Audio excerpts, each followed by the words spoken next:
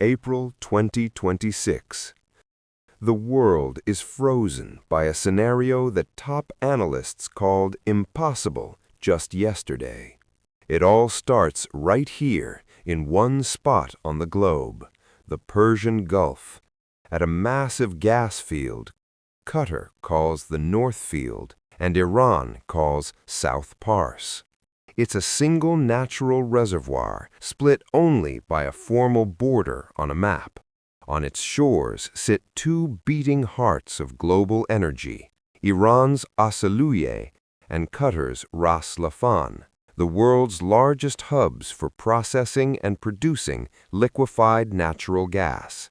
LNG tech turns gas into liquid, shrinking its volume 600 times for global tanker transport. Without Qatar's resources, the lights go out in European terminals and Asian factories. And rebuilding these sites quickly is simply impossible. Unique cooling heat exchangers are custom-built over years. Targeted Iranian strikes on these hubs trigger a perfect storm.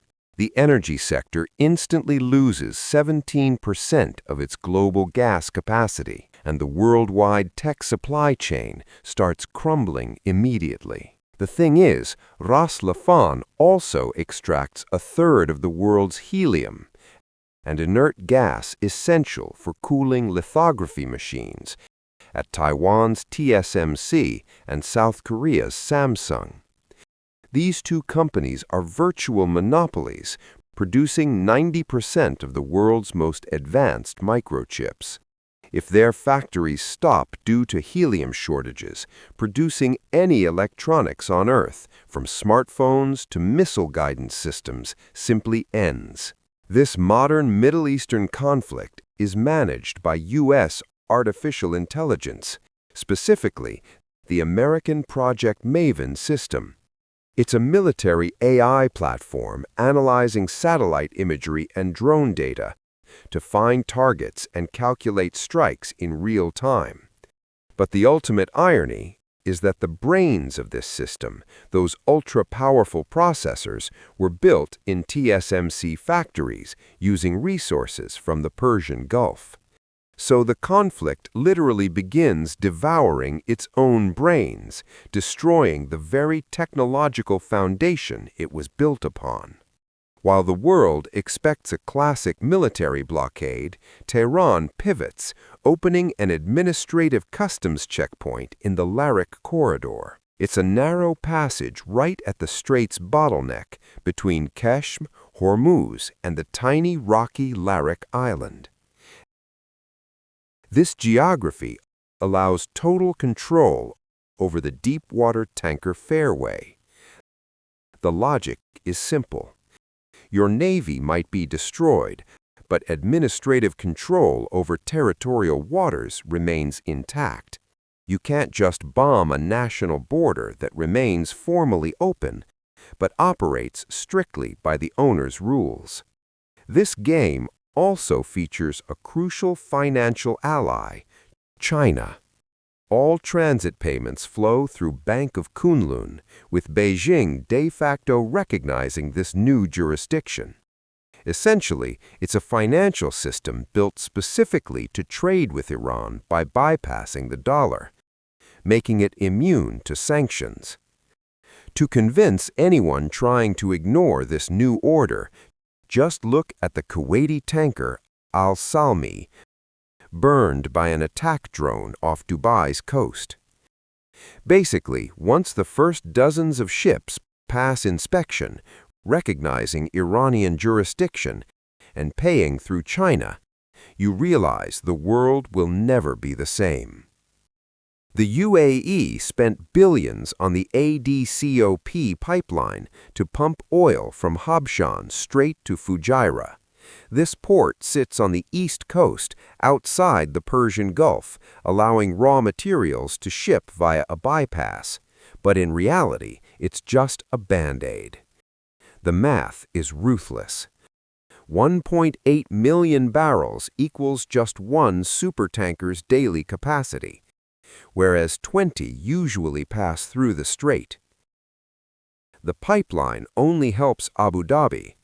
Kuwaiti, Iraqi, and most Saudi oil cannot be rerouted through this specific channel. Furthermore, the pipeline is entirely useless for moving gas, helium, and fertilizers. Halting production facilities in Asaluye and Ras Laffan strikes a devastating blow to global food security too, turning natural gas into a tool for political survival. These hubs are critical choke points for producing urea, the primary nitrogen fertilizer directly dictating crop yields in the planet's biggest agricultural regions. Qatar's Qatari Fertico complex alone provides almost 14% of global seaborne exports for this resource. For countries like India, Pakistan, and East African nations, stopping Gulf supplies doesn't just mean price hikes, it means inevitable shortages of rice, wheat, and corn within a single harvest cycle. Since fertilizer production at this scale is heavily tied to gas extraction in the same geological hub, breaking this chain threatens the food supply of billions. However, true paralysis strikes right where energy resources end and global trade begins. The world's 5 largest shipping giants, controlling 80% of all maritime transport, are effectively trapped. Right now, 65 vessels sit motionless in this global waterway. From Switzerland's MSC to Denmark's Maersk to France's CMA-CGM to Germany's Hapag-Lloyd. 470,000 containers, or 10% of the global fleet, are blocked awaiting access codes their governments refuse to recognize. The planet's 9th busiest hub, Dubai's Jebel Ali, has become a silent monument to past globalization. Cranes used to handling 15 million containers a year are frozen over empty docks, losing up to 90% of their port calls. The Larak corridor's logic is simple and cynical. A massive crude oil tanker worth $214 million can justify $7 million in insurance fees. But a cargo ship hauling consumer electronics or spare parts cannot. Carbon keeps moving, while silicon, fertilizers, medicine, and auto parts remain hostage to a bottleneck economy. The Strait no longer sorts ships, it sorts molecules.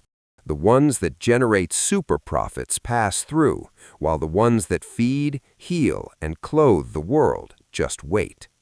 The only exception in this chaos remains China's COSCO. Thanks to Beijing's special diplomatic status, its ships clear the bureaucratic hurdles of the Islamic Revolutionary Guard Corps, getting those coveted access codes where Western lines fail.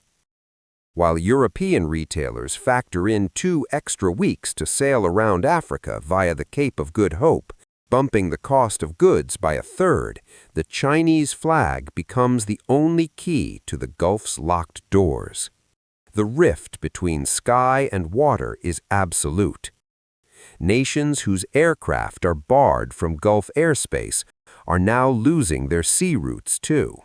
And inside blocked containers, hundreds of thousands of goods wait for owners who have no idea their normal world is floating inside a war zone, guarded by crews who have already started rationing their water.